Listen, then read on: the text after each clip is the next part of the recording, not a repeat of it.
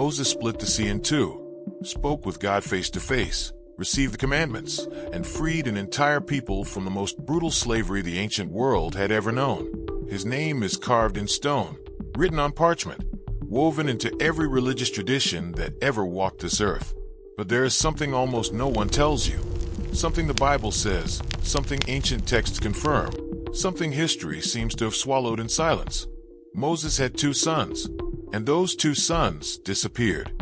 They did not die in battle. They did not found tribes. They left no legacy. Their names appear a handful of times in the scriptures, and then, as if time itself had consumed them, they vanish. And the most disturbing part is not the silence. It is the reason behind that silence. Subscribe right now and hit the bell, because this is exactly the kind of story we bring you every week. Buried truths, questions no one dares to ask, and answers that will change the way you see everything you thought you knew. Let us go back to the beginning. Moses, before he became the liberator of Israel, was a fugitive. He had fled Egypt after killing an overseer who was beating a Hebrew slave.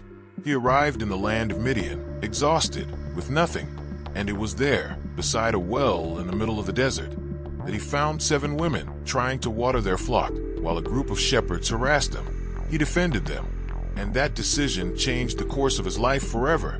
The father of those women was a Midianite priest named Reuel, though in other biblical passages he appears as Jethro. This man, grateful, offered Moses hospitality, and in time, he gave Moses his daughter Zipporah in marriage. Zipporah was not Hebrew. She was Midianite, the daughter of a priest from a different religion, a different culture, a different bloodline. And that, in the world of that era, mattered more than we can possibly imagine today. Moses and Zipporah had their first son and named him Gershom. The name says everything. It comes from the Hebrew ger, meaning stranger. Moses, in giving his own son that name, was confessing something deeply personal. He was saying, I am a stranger in foreign land. I am not Egyptian, even though I was raised among them. I am not fully Hebrew, even though that blood runs through me. I am a man between worlds, a man who belongs nowhere. Then came the second son, Eliezer. This name carries another powerful meaning. My God is help, a reference to when Yahweh saved Moses from Pharaoh. 2 sons, 2 names that carry the entire identity of their father. 2 boys who grew up between the desert of Midian and the weight of a story they had not yet fully understood. And then the burning bush came. God appeared to Moses, revealed his sacred name, and gave him a mission that no man in his right mind would have accepted: to go before the most powerful Pharaoh in the known world and demand that he release his entire labor force. Moses trembled. He looked for every possible way out, but in the end he obeyed. What happens next is fascinating, and almost no one notices it. Moses takes Zipporah and his sons, puts them on a donkey, and sets out on the road back to Egypt. And then something occurs that theologians have been trying to decipher for centuries. On the way, at an inn, God himself attempts to kill Moses. Without warning, without clear explanation, just a sudden divine attack that puts his life in danger. Zipporah reacts immediately. She takes a sharp stone, circumcises her son, and touches Moses' feet with the foreskin, saying, "You are a bridegroom of blood to me." And then God releases him, lets him go. This moment is one of the darkest and most misunderstood passages in the entire Bible. Why would God attempt to kill the very man he had just chosen for his most important mission? The most widely accepted answer among scholars is that Moses, the leader who was meant to represent God's covenant with Israel, had not circumcised his son, which was the physical sign of that very covenant. He was a living contradiction. And Zipporah, the Midianite woman, the outsider, was the one who saved him, the one who understood what was at stake before anyone else. But what comes after is the real mystery. After that episode, Zipporah and the children return to Jethro's home. Moses continues alone toward Egypt, and something in that moment never recovers. The family is split. The patriarch departs toward his destiny, and Zipporah, Gershom, and Eliezer are left behind, on the margins of the greatest story in the Old Testament. Jethro eventually brings Zipporah and the children to reunite with Moses in the desert, after the Exodus, after the plagues, after the parted sea. There's a reunion, but it is cold, distant. The text says nothing about emotion, no embrace, no celebration. Moses goes out to receive his father-in-law, greets him with respect, and speaks with him about everything God has done.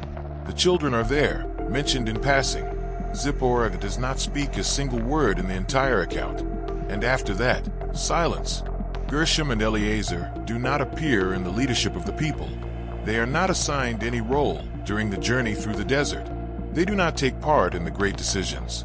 When Moses is on the mountain receiving the law, his sons are not at his side. When the tabernacle is built, his sons are not among those who raise it. When the sacred functions are distributed, the sons of Moses receive none. The priesthood was given to Aaron, the brother of Moses, and to his descendants, forever. And the sons of Moses, the sons of the man who spoke with God at the burning bush, who received the law on Sinai, who opened the Red Sea, those sons were left outside the sacred lineage. Why? Historians and theologians have debated this for centuries, and there are several possible answers, none of them completely satisfying, and all of them deeply revealing.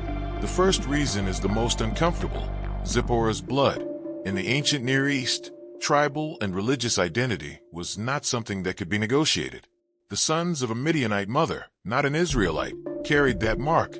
In a people who built their entire identity on the concept of being set apart, chosen, distinct from all other nations, the sons of an outsider woman were an anomaly that was hard to place within the sacred structure. The second reason has to do with absence.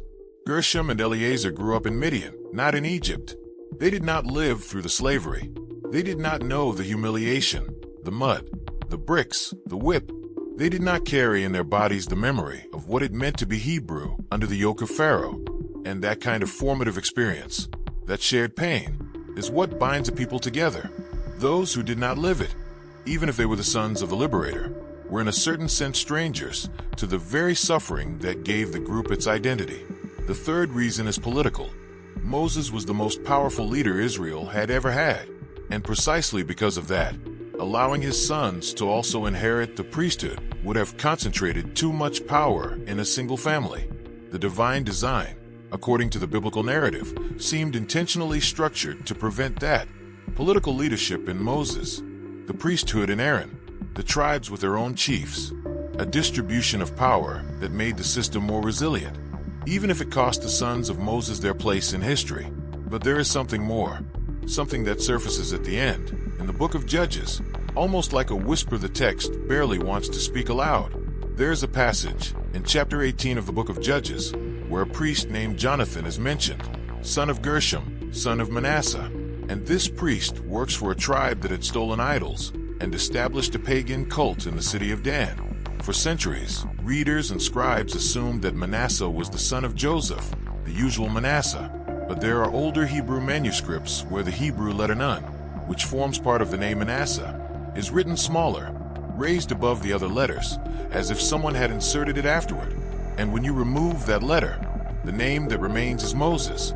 The grandson of Moses, the son of Gershom, became a priest of an idol cult. If that is true, and serious scholars maintain that it is, then the story of Moses' sons is not merely a story of forgetting.